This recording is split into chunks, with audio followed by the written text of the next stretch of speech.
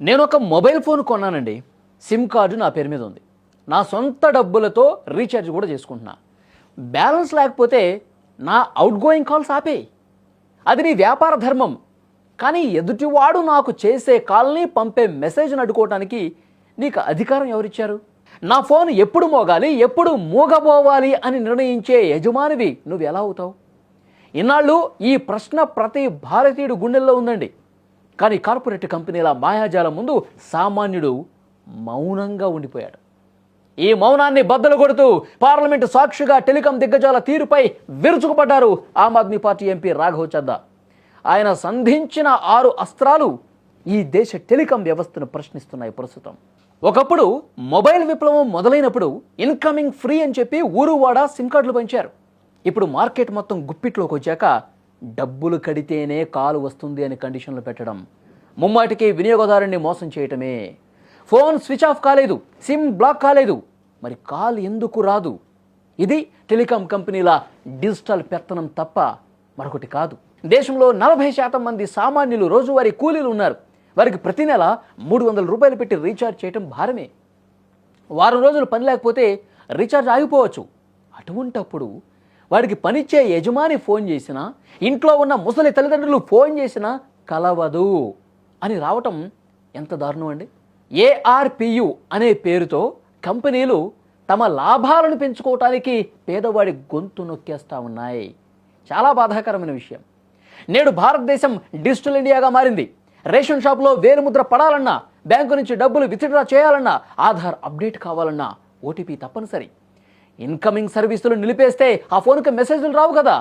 అంటే రీఛార్జ్ చేయలేదన్న ఒకే ఒక్క కారణంతో సాకుతో సామాన్యుడు తన సొంత బ్యాంక్ అకౌంట్ను కూడా ఆపరేట్ చేయలేడు. ప్రభుత్వ పథకాల సమాచారం అందదు అతనికి. ఇది సామాన్యుణ్ణి డిజిటల్ బానిసత్వంలోకి నెట్టడం కాదా? ప్రమాదాలు జరిగినప్పుడు లేదా అర్ధరాత్రి వేళ ఆపద సంభవించినప్పుడు వచ్చే ఫోన్ కాల్స్ ప్రాణాలను కాపాడతాయండి. ఆసుపత్రి నుంచి వచ్చే క్లిష్టమైన అప్డేట్స్ లేదా అత్యవసర పరిస్థితుల్లో కుటుంబ సభ్యులు చేసే కాల్స్ అందకుండా పోతే దానికి బాధ్యులు ఎవరండి? కేవలం 200 రూపాయల రీఛార్జ్ లేదని ఒక మనిషి ప్రాణాపాయంలో ఉన్నప్పుడు అందాల్సిన సమాచారాన్ని అడ్డుకోవటం నేరం కాదా ఇది? కంపెనీల లాభాల కంటే ప్రజల ప్రాణాలు తక్కువైపోయాయా మీకు? ఇది ఆమ్ ఆద్మీ పార్టీ ఎంపీ రాఘవ్ చద్దా పార్లమెంట్లో చాలా గట్టిగా నిలదీశారు. ఇక్కడ విచిత్రం ఏంటంటే, మీరు రీఛార్జ్ చేయకపోయినా కంపెనీల నుంచి వచ్చే ప్రమోషన్ కాల్స్, అలాగే లోన్ స్పామ్ కాల్స్ మాత్రం ఆగవండి. అవి వస్తానే ఉంటాయి.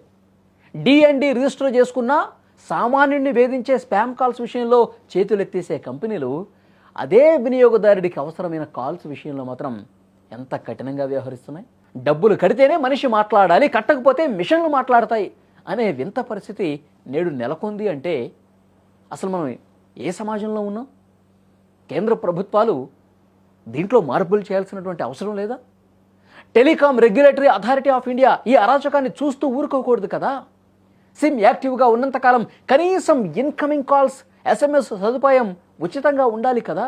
అవుట్ గోయింగ్ కాల్స్కి మాత్రమే ఛార్జీలు వసూలు చేసే పాత పద్ధతిని మళ్ళీ తీసుకురావాల్సినటువంటి అవసరం ఉంది.